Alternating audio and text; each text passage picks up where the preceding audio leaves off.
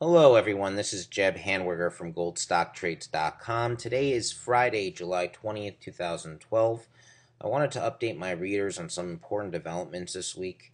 There are some indications that we may be seeing the signs of a positive move higher in industrial metals and precious metals, and especially the mining stocks, the undervalued mining stocks, which we believe are hitting a bottom and very oversold levels.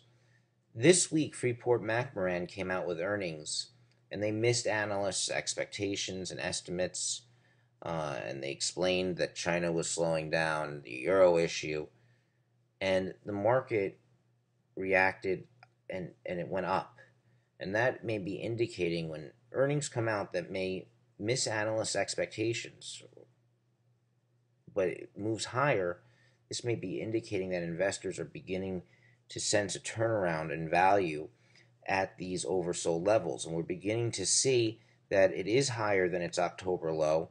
And this goes the same for copper. Copper is higher than its October low. And we're seeing positive momentum in the copper miners, which may be indicating that industrial metals are on the verge of an upward move. Taking a look at the agriculture stocks, if you take a look at DBA, the PowerShares Multi-Sector Commodity Trust Agriculture Fund, we've seen a very powerful rally since the middle of June as we've been experiencing some drought conditions in the Midwest. This is going to have an impact on the consumer when they're going to see higher food prices, higher meat prices. This may be signaling that we may be seeing some higher food inflation, and this may be moving in. This may impact demand for precious metals. Taking a look at the GLD, despite the Fed coming out saying that there wasn't that much support with minutes and the testimony of no explicit hint of QE3, gold is still holding the GLD. The proxy for gold is still holding the 150 area, and it's in this very tight pattern here.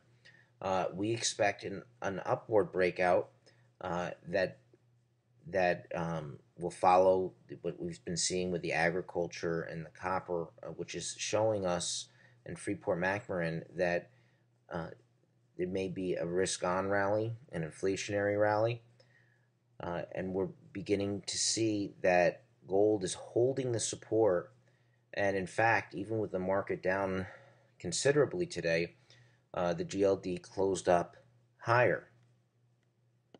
And despite what we're seeing in Europe and the overall weakness and concerns of nuclear power, we're seeing Cameco, which is the largest publicly traded uranium miner, is in fact above the 200-day moving average, and it's beginning for the first time since the Fukushima disaster in 2011. It's the first time that we're seeing the 200-day moving average beginning to slope higher. And we're, in fact, hitting a higher low than in December. And we may be hitting some breaking through some downward resistance on the top.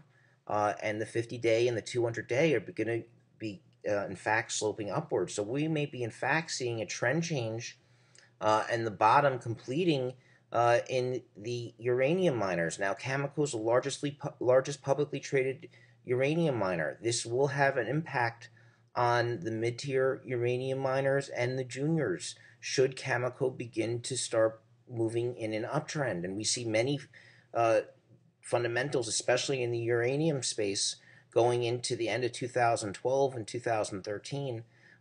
Very strong fundamentals, and in fact that the world is already experiencing a supply shortfall right now in uranium, and it's being made up in secondary supplies.